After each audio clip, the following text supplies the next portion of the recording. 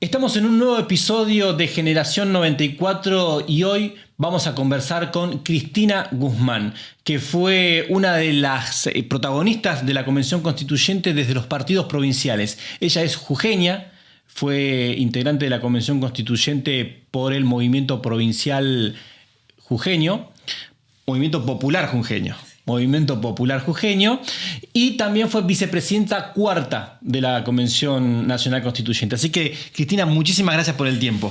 Muchísimas gracias, Rodi, a ti. Y vamos a arrancar. Vamos. Primero, vamos a hablar un poco del proceso electoral que te lleva a la Constituyente. ¿Vos cómo llegás a ser candidata a Convencional Constituyente? Bueno, yo ya tenía una carrera política bastante larga. Yo empecé muy joven en la política y mi primer función fue ser diputado nacional en el 73. Bien. Con 25. 25 años. Súper joven. Y fui del 73 al 76, luego vino el golpe militar, luego regresé en el 83, del 83 al 87 y así sucesivamente hasta el 99. Hoy dirían soy casta, no soy casta, una trabajadora de la política.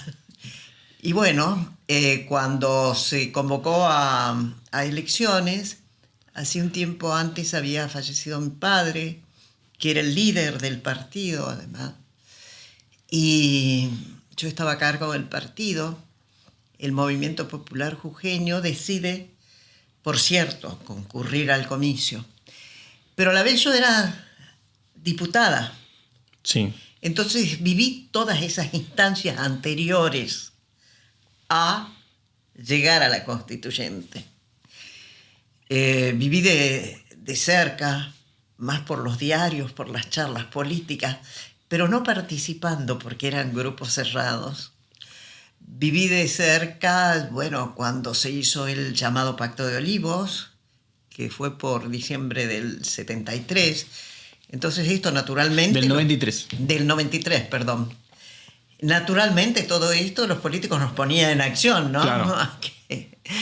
Vos cuando te enterás, ¿qué empezás a preguntar? ¿Cuáles son tus primeras reacciones cuando te enterás de que bueno, hay un pacto que va a permitir la reforma de la Constitución? Bueno, recuerdo hasta el momento, justamente, y lo primero que pensé, bueno, porque ya se sabía, en cuanto al momento ya se supo, es un pacto peronista radical para modificar la Constitución. ¡Epa! Nosotros no éramos ni peronistas ni radicales, partidos provinciales, federalistas, humanistas, nada de peronistas ni radicales. Cuando nos dicen, si centro, esto, el otro, no, nosotros somos eso. No nos hagan disquisiciones geométricas de la política. Bueno, ahí tomo conocimiento, naturalmente, nos reunimos el partido, empezamos a analizar esto y cada vez teníamos más datos. Si sale, ya se publica el tema en los medios, el tema del pacto de Olivos, y luego la cuestión sigue y se habla del núcleo de coincidencias básicas, y después del núcleo de coincidencias básicas, que eso era un paquete cerrado. Entonces, bueno, en ese momento estaba el Congreso en receso.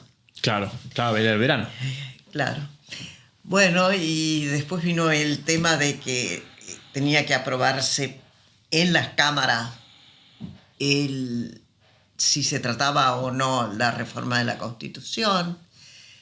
Nosotros no estábamos de acuerdo con esto porque veíamos que, más allá de que el tema dominante en los medios de comunicación era la reelección de Menem, sí, no era el único tema.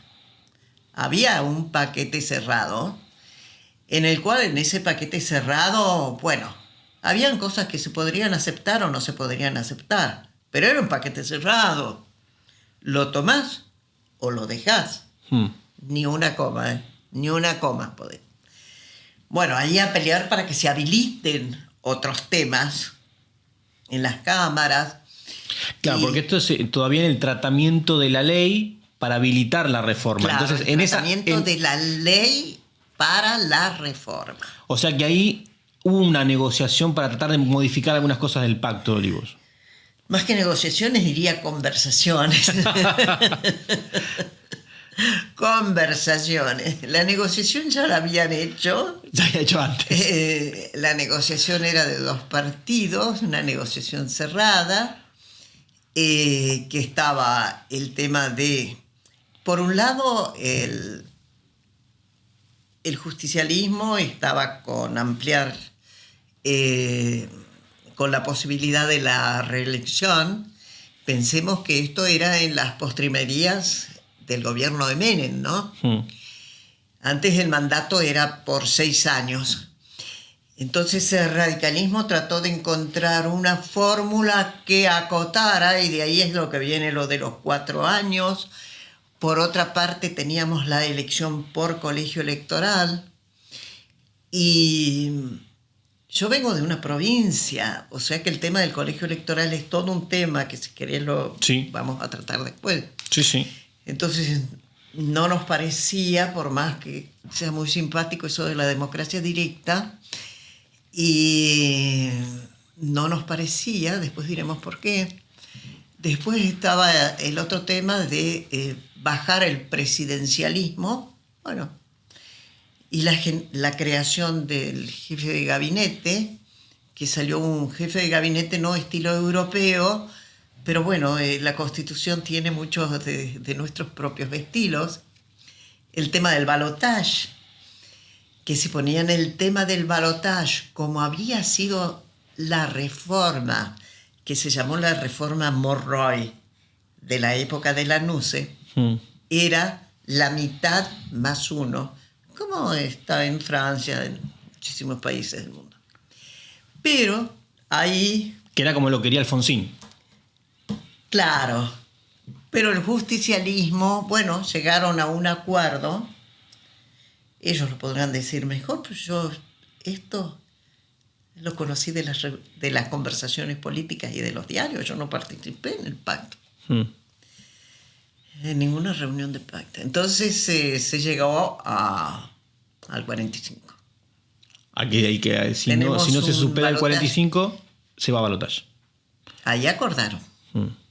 Bueno, acordaron, entre otras cuestiones estas, el tema también estaba dentro de ese núcleo de coincidencias básicas, el tema del tercer senador. Pensemos que eso era de gran interés para el radicalismo. Sí. Porque el radicalismo, es decir, las cámaras estaban prácticamente, eran todos peronistas. El justicialismo ganaba casi todo el país. Sí, en todas las provincias. No ganaba en Córdoba. Claro. Era una perla. Pero después ganaba en casi todo el país. Eran pocas las provincias. O en el caso de... En Río Negro, por ejemplo, habían perdido el justicialismo. Ahí estaba el gobernador Masachesi, amigo. Pero bueno, y entonces ahí con eso licuaban un poco y daban entrada a otras fuerzas que entonces el radicalismo era prácticamente un bipartidismo, ¿no es cierto? ¿A ustedes como partido provincial la figura del tercer senador les resultaba atractiva o preferían como estaba antes? No, en ese momento, no pienso está hoy. Bien. No, viéndolo hoy y viéndolo antes está bien. Okay. Está bien. Yo creo que está bien porque eso hace un escenario más plural. Es muy importante el tema de los senadores. Los senadores representan a las provincias. Bien, ahí después tengo una pregunta para ver si eso se mantuvo, ¿no? Con la elección directa del senador y el agregado del tercer senador. Pero quiero seguir cronológicamente los hechos. Y a ustedes como partido provincial, en la provincia tenían una hegemonía peronista, ¿no? Sí. Casi desde el surgimiento del peronismo, Jujuy siempre fue un bastión peronista. Desde que se crea el partido peronista, en Jujuy nunca había ganado alguien no peronista. Bien. y llega ese 10 de abril de 1994, campaña electoral mediante, y ustedes ganan. Gana el Movimiento Popular Jujeño. ¿Y eso qué representó para la política local, para la política jujeña? Bueno, por un lado, ha sido un hecho histórico que ganarle al peronismo, como les decía, hasta en Perico. Toda la provincia, todos los pueblos, todo. Debo decir que nosotros hicimos la campaña antirreforma. Pero bueno, estábamos y teníamos que... Es decir, el juego político se hace de acuerdo a cómo vienen las mayorías, hay una ley y tenemos que ir. Sí. ¿No es cierto? Pero entonces, por otra parte, decíamos, bueno, tenemos que ir a luchar por los derechos de las provincias. Por un lado sabíamos que había el llamado núcleo de coincidencias básicas, paquete cerrado, pero por otro lado, como se habían habilitado otros temas, en esos otros temas teníamos que discutir. Teníamos la posibilidad de participar. Entonces empezamos a verlo así como un desafío. Y bueno, ¿y qué significó? Significó mucho. Como te digo, históricamente, primera vez que se le gana al peronismo, eso también hace una apertura hacia otros partidos. Después, que nosotros no pudimos seguir en ese ritmo, es otra historia, y son historias de cómo se manejan en las provincias los partidos que tienen el poder real, porque la gente nos votó, pero quedaron los peronistas con todos los pueblos, con todos los intendentes, con todos los concejales, los diputados, es decir, no había cambio. Pero cuando no se jugó eso, pensamos, pero la gente, es decir, está con nuestras ideas. Claro.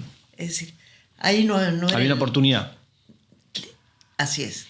Y Cristina, ¿cuántos constituyentes entraron por el Movimiento Popular Jujeño?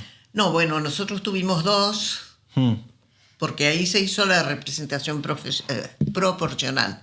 En total en la provincia eran 6 y 2, 2 y 2. 2, 2 y 2. Bien. Y a vos te eligen vicepresidenta cuarta. Eso fue otra conversación, me imagino, porque el presidente Eduardo Menem, vicepresidente primero Alberto Pierri, vicepresidente segundo Ramón Mestre, ¿no? Y vicepresidenta cuarta, vos. No, ahí segundo. El cuarto era del Frepaso. Y resulta que ya en la primera se armó un gran lío político, renuncia de Nevares y renuncia Pino, era Pino. Y entonces yo, que era la quinta, subí a cuarta. Ah, perfecto. Pero esto fue una cuestión, yo la considero una cuestión muy importante y de mucha confianza. Si bien yo venía de una oposición, además era opositora, de una oposición, sin embargo, me promovieron propiamente. Y Oraldo Britos, en nuestros grupos había muchos, pero además necesitabas el acuerdo de los otros. Claro. Muchos que podrían haber sido dentro de nuestros grupos. Y Oraldo Britos, que era uno de los que manejaba y la constituyente, era de San Luis, gran dirigente político. No por esto, ¿no? Pero gran dirigente político. Y hasta que llegaron las negociaciones y la que me promovía mucho era Luz Zapag. De Neuquén. Movimiento Popular Neuquino. Movimiento Popular Neuquino. Y bueno, todas esas son conversaciones, quién promueve a quién, ¿no? Por eso estoy diciendo. Luz era convencional. Y después se llegó al acuerdo y Oraldo Britos dijo, no, nosotros hemos acordado que tiene que ser Cristina. Y porque si yo estaba siempre en contra. Y yo creo que hay una cuestión. Uno en política puede estar en contra, pero lo que no tiene que hacer es una traición. Y en una constituyente, la importancia de la mesa de conducción es terrible, ¿Por? muy fuerte. Y porque si yo estoy presidiendo, no solo por los temas que vamos a acordar aparte, si yo estoy presidiendo la convención y pasa algo, es conocido lo que se llama que la convención se declara soberana. Ok. Y a ese momento, bueno, la convención es soberana y resuelve lo que le parece. Es decir, es una cuestión, es un lugar de muchísimo, muchísimo cuidado. El hecho de ejercer la presidencia de la convención. Claro, porque yo a veces tenía que presidir. Claro. Por momentos Yo presidí, por ejemplo, en todo lo que fue la cuestión de la coparticipación. ¿Por qué? Menem a veces tenía que venirse al Senado, tenía que presidir el Senado. Sí. Pierri era presidente de diputados, se tenía que venir. Nosotros sesionábamos allá de lunes a viernes. Bueno, quedaba Mestre y yo en la mesa de conducción. O sea que Había que estar. era todo un tema quién iba a ir. No digo que los otros no fueran confiables, al contrario, excelentes personas los partidos provinciales. Sino que pensaron de esta manera y bueno, ahí tenían que hacer la lectura fina, ¿no? Entiendo, o sea que los primeros lugares de esa mesa de conducción, de las vicepresidencias, estaban entre radicales, peronistas, y tu rol era por el lado de los partidos provinciales. Vos eras como la representante, juntabas todos los partidos provinciales que querían en vos la cabeza de la vicepresidencia, o que te habían puesto a vos. Digamos, como representación de los partidos provinciales. Voy a este punto ya sobre el temario de la convención. Vos podemos ir y venir en los temas que a vos te parezcan, pero recién decías que tenías tus observaciones sobre el tema del colegio electoral, ¿no? Cuando se decide pasar al voto directo, la elección por voto directo, y que los partidos provinciales tenían alguna objeción sobre este tema. ¿Cuál era la objeción esa? Bueno, yo tengo una mirada, naturalmente mi formación siempre tiene una mirada federalista sobre esto, y si la convención fue o no fue federalista, si la constitución, eso no es federalista. Si bien tengo el concepto que sí es una constitución federalista, la de la reforma del 94, donde me queda, digamos, esta cuestión, no estoy convencida al día de hoy, es en el tema del colegio electoral. El colegio electoral es muy importante, ha sido muy importante siempre, porque las provincias, todas, eran partícipes de la decisión. Al ser el voto directo, me dirán, bueno, sí, son los de las mayorías, pero las mayorías por un tema de concentración demográfica, la provincia de Buenos Aires te mete 13 millones de votantes. Provincia de Buenos Aires, Capital, Córdoba, Santa Fe y Mendoza, con esas 5, buenos días, buenas noches, se consigue la presidencia. Eligen al presidente. Eligen al presidente de la nación. Esta es la verdad. De la otra manera, las provincias, todas las provincias tenían una mayor participación. Se daba esa mayor participación en el colegio electoral. Bueno, esto es, digamos, el sabor amargo que me queda, pero bueno, hay que aceptar las decisiones de las mayorías que estuvieron allí en la Convención Constituyente, y esta fue la determinación. Si me gusta, no me gusta. Después hay otras cosas de la Constitución que sí me parecen realmente apasionantes. ¿Cuáles? Y la mirada, como te decías, las cuestiones federales, por ejemplo, las cuestiones de los pueblos originarios, Bueno, las cuestiones federales. En cuestiones federales, una cosa que se cambió en la constituyente fue el darle a las provincias la propiedad sobre los recursos naturales. Una mirada tal vez desde el gobierno central es, bueno, le quitaron autonomía al presidente o al gobierno nacional, al gobierno central sobre la decisión de la política, por ejemplo, en caso de minería, ¿no? O sea, si hay una política minera a nivel nacional, queda después supeditada a la decisión de las provincias. Vos en eso, ¿cuál es tu mirada? ¿Cuál era tu mirada en su momento y qué reflexión tenés hoy, 30 años después? Mi mirada es la que surgió también en la Constitución, y esa era la mirada que siempre tuve, que las riquezas del suelo y del subsuelo son dominios originarios de las provincias. Bien. Y sigo creyendo en esto. Es decir, esto no significa que podamos tener distintas políticas. Por ejemplo, hoy hablan de las políticas de minería. Podemos hacer acuerdos entre nación y provincia, pero los recursos son de las provincias en las cuales se encuentran. Yo recuerdo que llegué a la Cámara, decía los hidrocarburos sólidos, líquidos y gaseosos, esos clichés que te quedan, Sí. pertenecen a los estados provinciales en los cuales se encuentran. Y desde entonces y ahora, te sigo diciendo con absoluta convicción, esa es nuestra riqueza. Entonces, ¿por qué nuestra riqueza tiene que ser de la nación?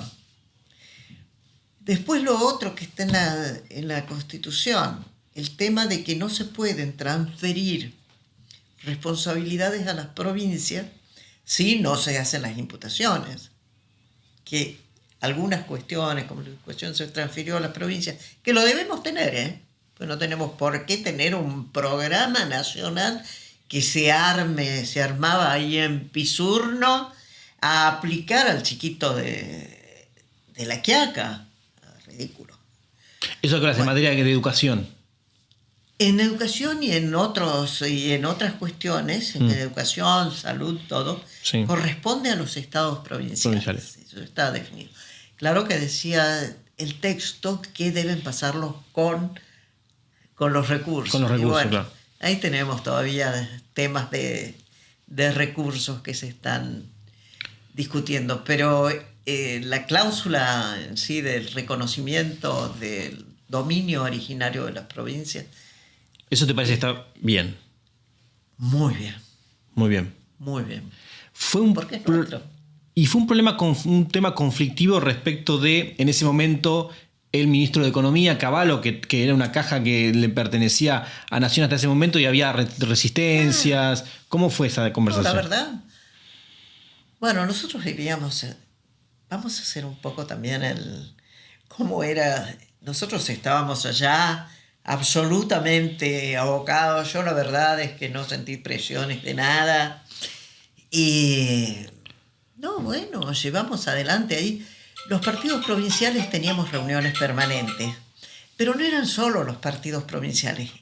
Pensar que estaban los gobernadores de todas las provincias. A veces nos reuníamos con otros que no eran de nuestro partido. La señora de Kirchner, sí, era convencional constituyente, y ella iba a nuestras reuniones y permanentemente estábamos definiendo las cosas en nuestras provincias. Es decir, no, en ese sentido yo no sentí ninguna operación central ni nada por el estilo. ¿Qué recordás de la señora de Kirchner, como la llamás, de tu tocaya, de Cristina, de esos años? Sí, porque ella era como vos, era una representante provincial, te diría incluso que era diputada provincial, no tenía todavía un recorrido nacional. Claro, ella fue constituyente. ¿La conociste ahí? Y el expresidente Kirchner también fue constituyente. Y bueno, con ellas nos reuníamos para tratar todos estos temas, los temas de la coparticipación federal, todos los temas federalistas, que sabíamos que era donde podíamos entrar. Lo otro, no, ni una coma. Pero ¿qué recuerdo? Por ejemplo, cuando se trató el tema de la coparticipación federal, que se establece una ley convenio, ¿no?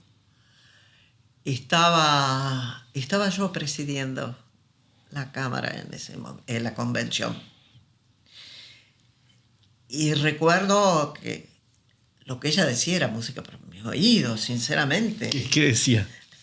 No, cómo debía ser el tema de la distribución de los recursos y lo que nos correspondía a las provincias. Y bueno, y en eso yo la dejé. Tenían 5 minutos para hablar cada constituyente. Y yo la dejaba. Se estiró un poquito. Que se estire, estaba buenísimo que hablen. Y justo me toca el tema federal a mí presidiendo. Yo lo que más quería era que se haga conciencia, ¿viste? Y hasta que un constituyente dice, me parece, señora presidenta, que la señora constituyente ya se exilió en su tiempo. Bueno, está bien, le digo. Redondeé, listo. Pero le di todo el tiempo. Y bueno, era una persona que iba a defender los intereses de su provincia, sinceramente, debo decirlo.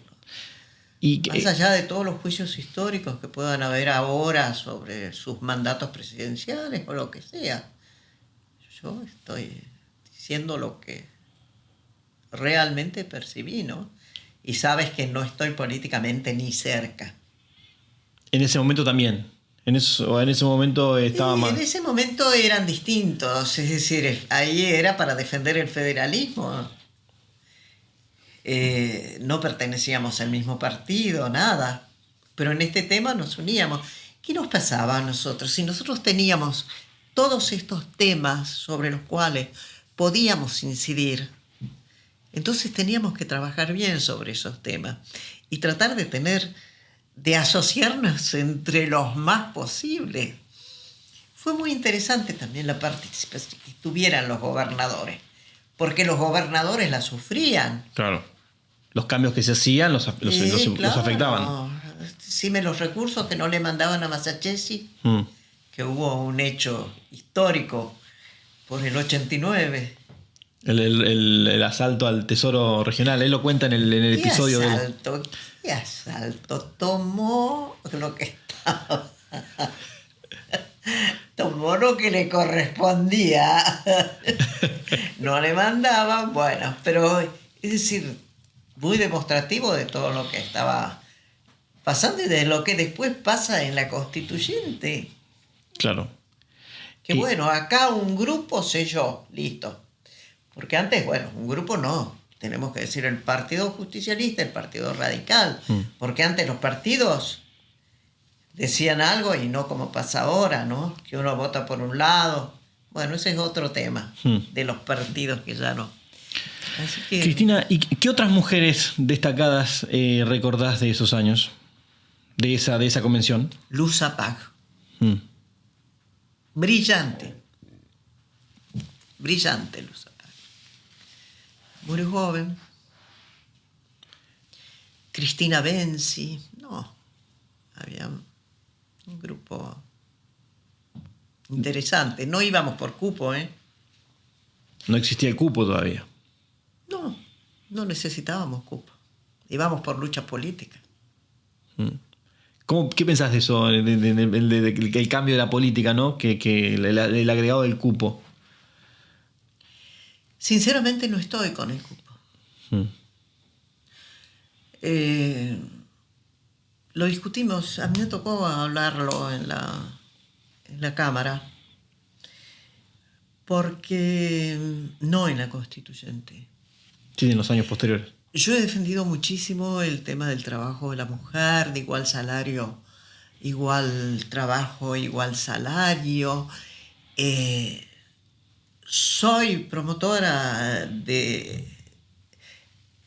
muchísimas leyes hacia la mujer. En el año 73 fui promotora de la ley de la patria potestad. Con esto como para que no crean que soy una anti mujeres. Antiderechos de la mujer, no. Fui promotora de la ley de patria potestad, que la vetó Isabel Perón. Yo entonces me inspiré mucho en el derecho francés, porque antes el derecho lo tenía solo el padre y la madre no. Pero bueno, lo vetó Isabel Perón. Esperaba día por día, porque me la aprobaron en la Cámara. Día por día, justo sobre el filo, el veto. Dijo que eso era propio de partidos socialistas. Y después, cuando volví en el 83, lo volví a proponer. Hubo otro proyecto en el Senado, el senador Menem. Y bueno, y sacamos la patria potestad. Vuelvo a la constituyente. No, perdón. Sí. No terminé de decir. Okay. Bueno, entonces no me tomes como que soy antiderechos de la mujer, porque tengo una larga lucha por los derechos de la mujer. Pero este tema del cupo no me gusta. Voy a decir por qué. Yo creo en la militancia dentro de los partidos políticos. Y mi propuesta era: la ley de partidos políticos tiene que decir que un porcentaje de los organismos de conducción de los partidos sean mujeres. Después se desarrollarán, irán bien, mal, no sé. Pero no que pongamos directamente en una ley que tienen que ser mujeres. Con militancia, sin militancia, lo que sea. El solo hecho de ser mujer.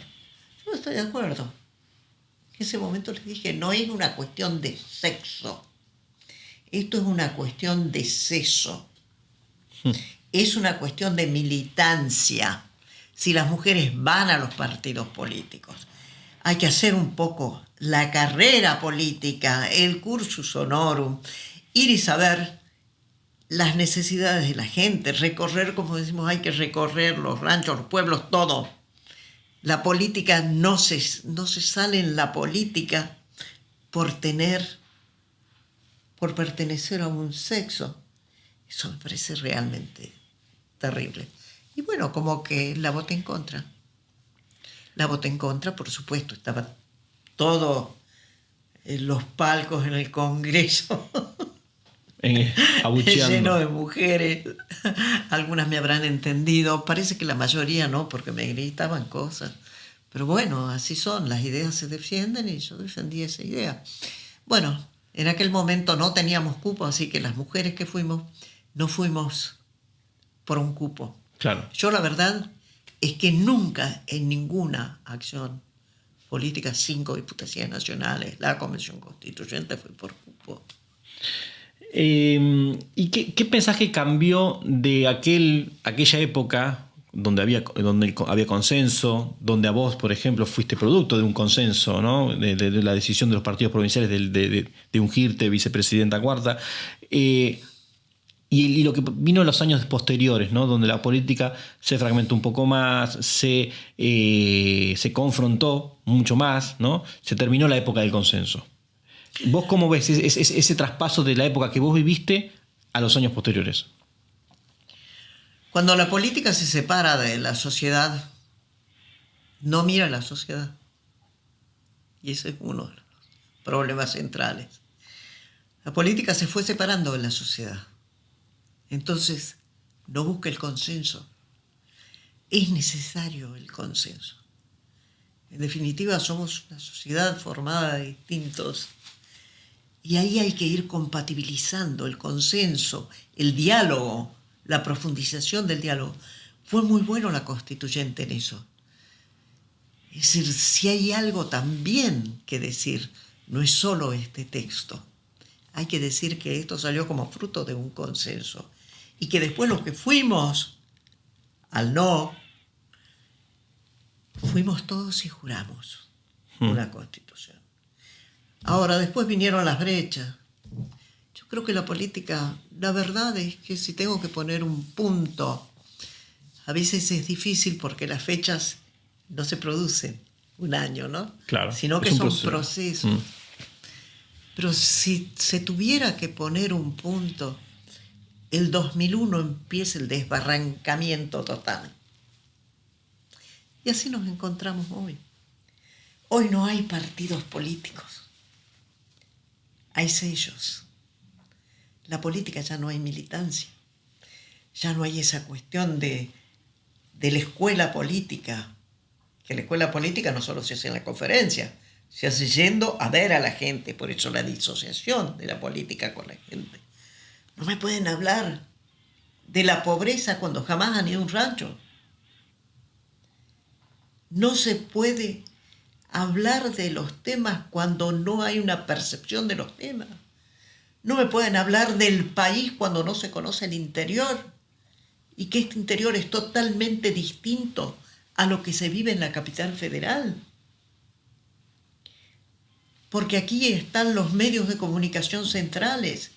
Felizmente que hoy tenemos mucho con YouTube y tenemos muchos podcasts. Sí, pero se puede, hay más horizontalidad a la hora de consumir contenido y de opinar también, ¿no? El ciudadano su voz se escucha mucho más que antes.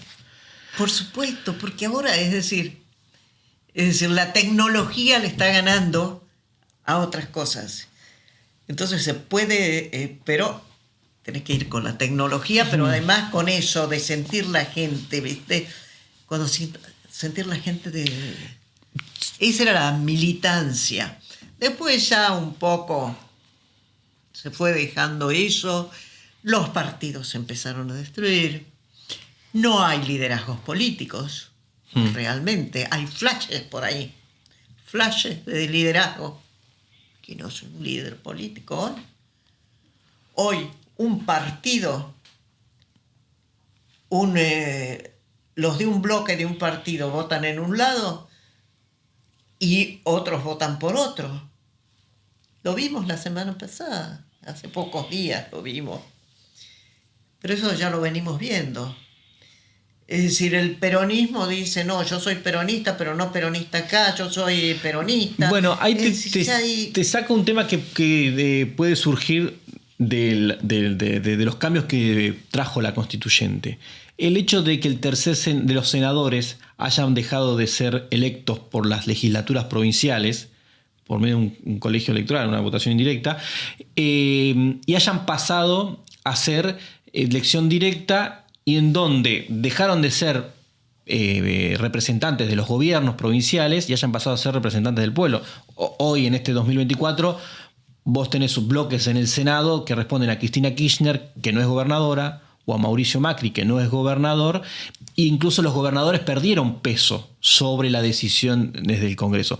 Digo, eso es una deformación de lo que se intentó buscar en la constituyente. No pierden peso por eso. No pierden peso porque no hay conducción política, no pierden peso porque no tienen liderazgo político. Porque los gobernadores... Si tuvieran... Lo que pasa es que también en cada uno de esos distritos está muy fragmentado todo. Una subfragmentación de la fragmentación. No quiero hablar de cada uno de los distritos, pero hay la política está fragmentada a la vez en cada uno de los distritos, en cada uno de los partidos pasa a los distritos de los partidos.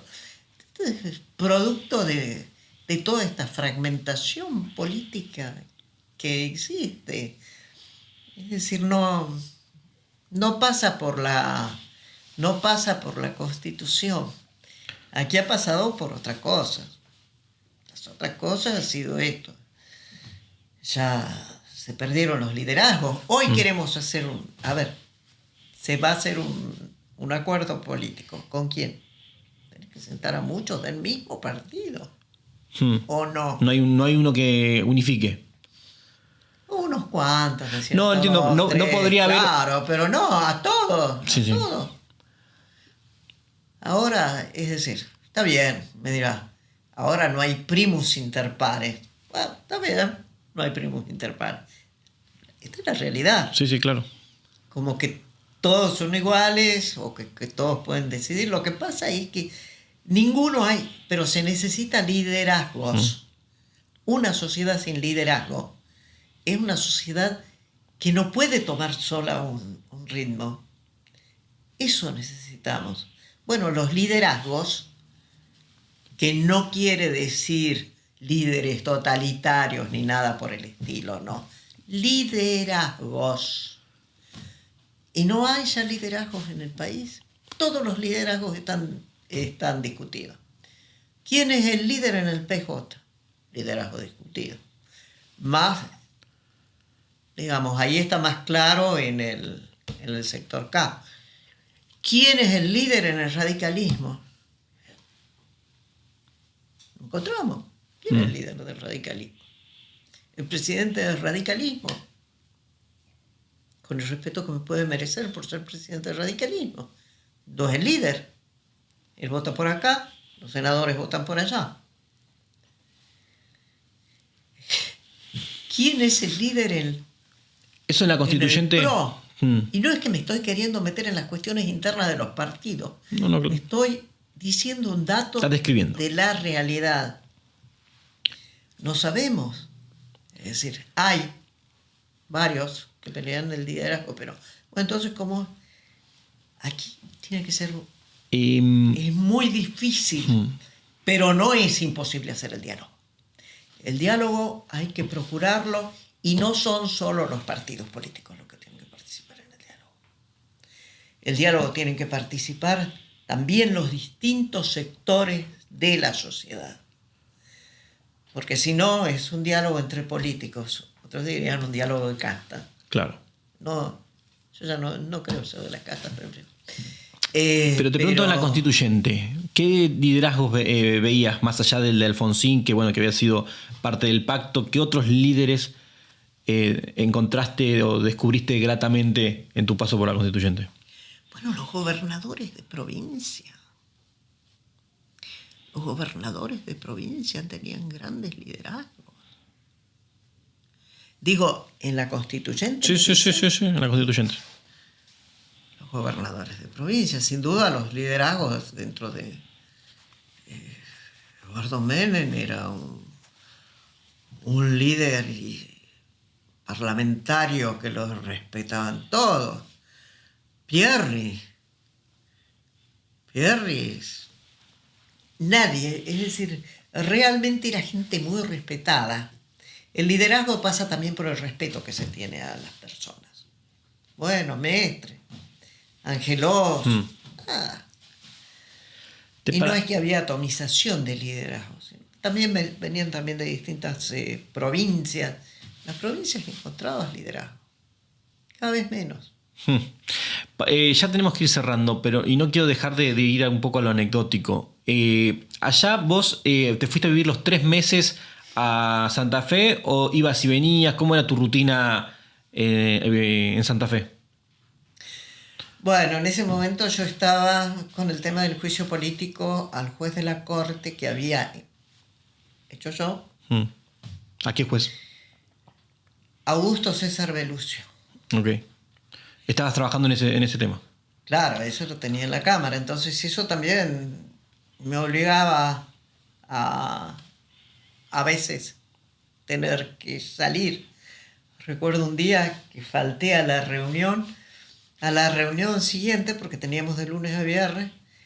Cuando pido la palabra por una aclaración, me dice el doctor Alfonsín: la constituyente no sabe porque ayer no estaba en la sesión. Te tiró la oreja. Le dije: así es, doctor Alfonsín. Ayer no estaba en la sesión porque justamente tenía una reunión en la Cámara, porque estoy haciendo el juicio político al juez de la Corte, Augusto César Belucio, y ahí, bueno, ya le agregaba todo lo que pensaba de Belucio. Cuestión que le molestó mucho, porque Belucio había sido apoderado del Partido Radical. Bueno, tampoco la pregunta fue injusta entonces. Entonces, justamente, él me tira eso y yo justo le retruca. No estaba. Claro, mientras tengamos jueces como Belucio, ¿qué vamos a venir a discutir aquí de las cuestiones de la justicia?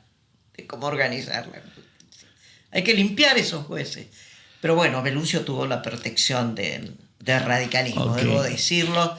Y ahí, algún día, es para otro. Ustedes sigan haciendo podcast del pasado, Contaré cómo fue ese juicio político. Y Cristina, bueno, entonces ya venías entre Buenos Aires. Bueno, Y bueno, entonces no, más me quedaba allá. Estaba en un lugar que era UPCN. UPCN. Cada uno iba a donde quería, por supuesto, a donde quería, donde podía. Yo quería estar también con mis colaboradores y así cada uno. Que era un hotel del sindicato de UPCN. Sí, era alejado, como a 20 minutos de la ciudad. Y nada, no era un hotel, era una especie de camping. Ah, muy bien. Pero no paraban en carpa. No. No, era un camping, digamos, como eran De casa. la habitación. Ah, perfecto. Bien, modesto, bien. Después teníamos un comedor general Sí. que temprano teníamos que ir a desayunar y de ahí irnos. Nada, algo agradable, era como estar en un pueblo de mi provincia. Y el que iba ahí a dar a clases de boxeo, no las tomé, ¿eh? No tenía tiempo. Era Ringo Bonavena. Mientras, Estaba preso por el famoso hecho de que había matado a la mujer. sí. Y se ve que le darían ciertas licencias. Entonces iba a dar clases de boxeo. ¿Lo veían ustedes pasar? Lo vi una vez. No, debe ser Monzón. O Ringo Bonavena. Ay. Ahí entramos en la duda. Yo me acuerdo si Monzón estuvo preso en Santa Fe. Pero bueno. ¿Querés que te cuente algo? Contame. Que nunca lo conté. Contame. Yo estaba en medio del clima que se vivía, ¿no? Que estaba en medio de la campaña, una campaña furibunda. Sí. ¿Se imaginan? Mi partido provincial, Movimiento Popular Jujeño, contra los peronistas, contra los radicales, todo. Y me llama Anzo Reggi, que era el jefe entonces de la Exide. Claro. Pero él era una persona cercana al presidente Menem. Y me llama una semana antes del comicio. El comicio fue en abril. La provincia de Jujuy se incendiaba. No había paz social. Realmente se incendiaba. Y me dice Anzo Reggi, Cristina, el presidente quiere hablar con vos, quiere verte personalmente porque te ofrece la intervención de la provincia. Cuando uno está en campaña, te podían decir el Reino de Holanda. Bueno, pero ¿te imaginas la intervención de la provincia? Te pasan muchas cosas ahí. Y le digo, no, Hugo, yo estoy en campaña, además estoy en contra de ustedes, no, yo sigo en mi campaña. Yo dije, a mí me quieren sacar de la campaña. Dice, no, vos seguís en contra, nadie te pide que estés a favor. La situación de la provincia es grave y el presidente piensa que vos debes ir de interventor federal. Y yo, mira, Hugo, yo la verdad es que estoy totalmente abocada a la campaña, no me puede entrar nada que no sea de esto. Bueno, a los 2 días de nuevo, vuelve a llamar una tercera vez, ya estábamos con las elecciones. Entonces le dije, no, Hugo, no, dice el presidente que vengas, vamos a ver nosotros todas las elecciones desde acá. Entonces, no, yo no me muevo hasta que no se cuente el último voto, porque si no me van a hacer trampa. Al último voto recién me muevo para empezar a conversar. Entonces le dije, voy a ir el martes recién a Buenos Aires. Bueno, cumplí. Vine el martes. Ya me estaba llamando Rucauf, que era el ministro del Interior. Liliana Gurdulich era secretaria de Interior, Sí. que tuvo un papel interesante en todo lo que fue la organización para la constituyente. Y ex senadora. Y bueno, y ahí era... sí, yo la verdad que venía con toda la cuestión de la elección, con mi triunfo. Sí. Era 2 días después de haber ganado en Jujuy. ¿Eh? 2 días después de haber ganado en Jujuy. Sí. Esto. Pero ya había quedado yo con que el martes estaré en Buenos Aires. Sí, Porque hasta el martes ya contaba el último voto. claro. Y bueno, entonces me dice Rucauf, bueno, mirá, está esto, y le dije, bueno, mirá, Carlos, no sé, es decir, yo soy una persona del Congreso. Para mí es decir, yo tengo que hablar, a ver si esto va a pasar por el Congreso, cómo va a ser, a cuántos poderes, y tengo que hablar con el presidente y tengo que hablar con el ministro de Economía.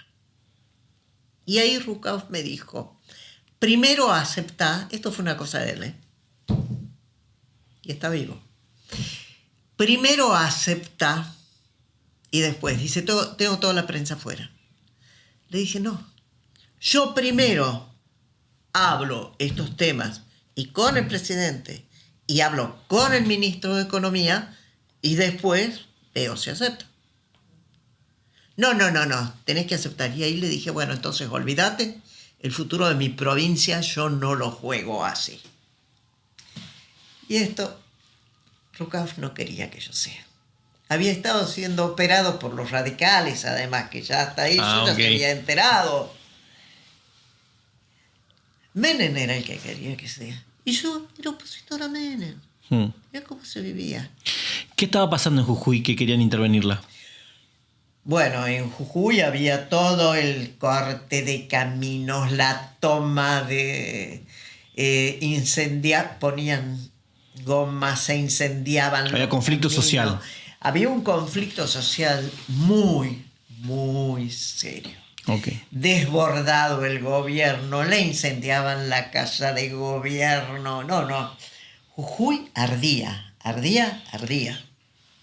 Y en ese contexto se hizo la elección de constituyentes. Al decir ardía. Sí, la campaña de constituyentes, yo me acuerdo que tenía para pasar, cuando íbamos a hacer la campaña, bueno, me hacía, le decía a la gente que me deje pasar, pues si no, no te dejaban ni pasar. Claro. Les pedía y bueno, parece que estaban contentos en la provincia. Bueno, Cristina, muchísimas gracias por el tiempo. Gracias a ustedes.